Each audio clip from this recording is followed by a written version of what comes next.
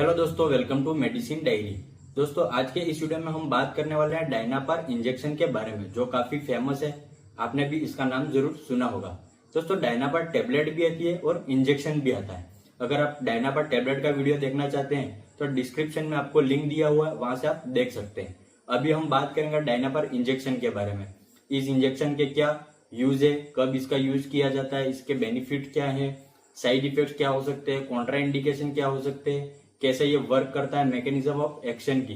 तो ये सारी जानकारी आपको इस वीडियो में मिलने वाली है, तो वीडियो को लास्ट तक जरूर देखें। दोस्तों, इस डायनापार इंजेक्शन को ट्रोइका फार्मास्यूटिकल कंपनी बनाती है, जो काफी अच्छी ब्रांड है। और ये आपको 1 ml की पैकिंग में मिल जाता है, यानी 1 ml का एम्पूल आता है, जो आप स्क्रीन पर देख सकते हैं।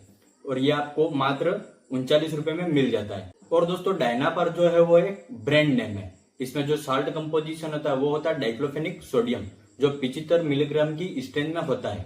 यानी जो 1 ml का एम्पूल आता है उसमें 75 मिलीग्राम डाइक्लोफेनिक सोडियम मिला हुआ होता है। अगर आप किसी व्यक्ति को 1 ml का इंजेक्शन लगाते हैं तो उसमें 75 मिलीग्राम जो इंजेक्शन है वो इंजेक्ट हो जाएगा।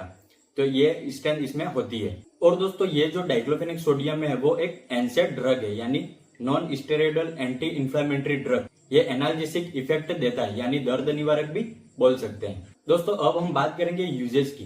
तो इसका यूज पेन किलर में किया जाता है, यानी किसी व्यक्ति को बहुत ज्यादा दर्द है, मॉडरेट टू सीवियर पेन है, तो उस कंडीशन में इसको लगा सकते हैं। किसी व्यक्ति को ज्वाइंट्स में दर्द है, हड्डियों में दर्द है, या फिर मसल्स में दर्द है, तो किसी भी प्रकार के दर्द को कम करने के लिए इस इंजेक्शन को लगा सकते हैं। इसके अलावा किसी व्यक्ति को आर्थराइटिस है, रूमेटॉइड आर्थराइटिस है, या एंकिलोजिंग स्पॉन्डिलाइटिस है, तो उस कंडीशन में भी इसको लगाया जा सकता है। उसमें जो हड्डियों में दर्द रहता है उस कंडीशन में इसको लगा सकते हैं।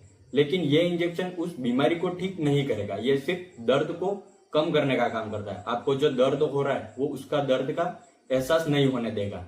ऐसा नहीं है कि उस बीमारी को ही ठीक कर देगा। ये सिर्फ पेन किलर इंजेक्शन है। और दोस्तों, इस इंजेक्शन को डिसमेनोरिया में भी लगा सकते हैं, वहां पर भी ये कुछ हद तक अच्छा काम करता है।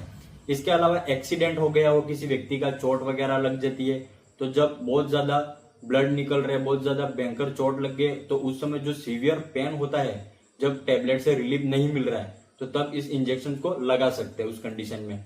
इसके अलावा किसी को पेट दर्द हो तो यह इंजेक्शन पेट दर्द में इतना अच्छा काम नहीं करता है, तब डाइसाइक्लोमिन वगैरह लगाना होता है, लेकिन कुछ रिलीफ दे देता है ये। तो दोस्तों, ये तो हो गई यूजेस। अब बात करेंगे रूट की। इस इंजेक्शन को लगाने का रूट क्या होता है। तो इसको इंट्रामस्कुलर भी लगा सकते हैं, यानी IM, और इंट्रावीनस इन्फ्यूजन, IV इन्फ्यूजन भी दे सकते हैं। किसी ड्रिप वगैरह में डाल के इस इंजेक्शन को लगा सकते हैं। तो ये दोनों रूट्स आप दे सकते हैं। अब हम बात करेंगे डोज की। तो इसका जो डोज होता है वो तो व्यक्ति को जरूरत पड़ने पर लगाते हैं। किसी को सीवियर पेन है तो उस समय इसको लगाया जा सकता है, और ज्यादा दर्द है तो सुबह शाम भी इसको दे सकते हैं। तो ये इसका सिंपल डोज होता है। लेकिन ज्यादातर इसका यूज नहीं करना है। जब टेबलेट से आपको रिलीफ मिलता है तो इंजेक्शन को नहीं लगाना है। जब आपको टेबलेट से रिलीफ नहीं मिल रहा है तब इसका यूज किया जाता है। तो ये आपको ध्यान रखना है। दोस्तों, अब हम बात करेंगे मैकेनिज्म ऑफ एक्शन की। ये इंजेक्शन वर्क कैसे करता है।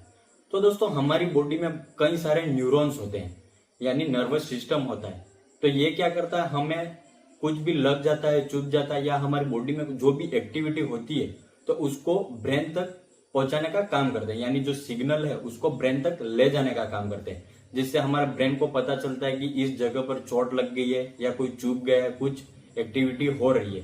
तो ये काम करते हैं न्यूरॉन्स। न्यूरॉन्स के अंदर जो ट्रांसमीटर होता है वो ये सिग्नल पहुंचाने का काम करता है, जिससे हमारे ब्रेन को पता चलता है कि हमारे इस बॉडी के पार्ट पर ये चीज हुई है। तो ये डाइक्लोफेनिक सोडियम क्या करता है, उस न्यूरोट्रांसमीटर के सिग्नल को ब्लॉक कर देता है।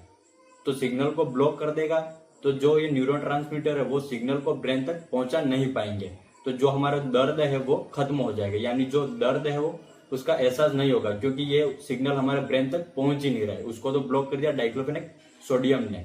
तो इस प्रकार से ये इंजेक्शन वर्क करता है। अब हम बात करेंगे कुछ कॉन्ट्रा इंडिकेशन की, किन व्यक्तियों में इस इंजेक्शन को नहीं लगाना है।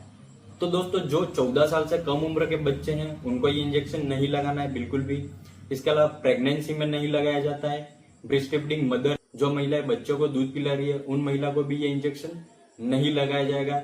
इसके अलावा जिन व्यक्तियों को ब्लड की क्लोटिंग होती है, ब्लड का क्लॉट हो जाता है, उन व्यक्तियों को भी ये इंजेक्शन नहीं लगाया जाता है। इसके अलावा किसी व्यक्ति को अस्थमा की प्रॉब्लम हो, ब्रोंकाइटिस हो, तो उन व्यक्तियों में भी इस इंजेक्शन को नहीं लगाया जाएगा। तो ये कुछ कॉन्ट्रा इंडिकेशन होते हैं जो आपको ध्यान रखने हैं। इन व्यक्तियों को ये इंजेक्शन बिल्कुल भी नहीं लगाना है।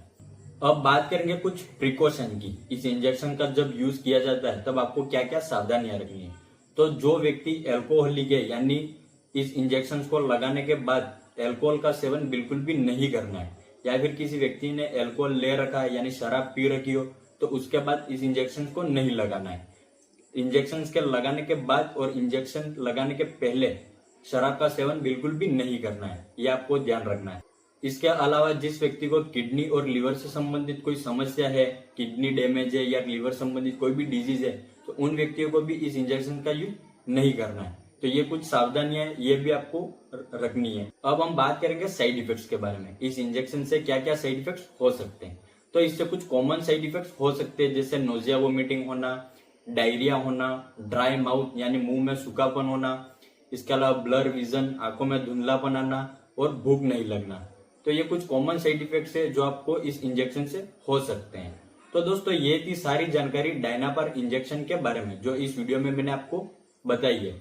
अगर आपको भी सीवियर पेन है, किसी भी प्रकार का दर्द है, तो आप भी डॉक्टर की सलाह से इस इंजेक्शन का यूज कर सकते हैं। अदरवाइज आपको अपनी मर्जी से इसका यूज कभी भी नहीं करना है और किसी भी दवाई को लेने से पहले अपने डॉक्टर की सलाह जरूर लेनी है।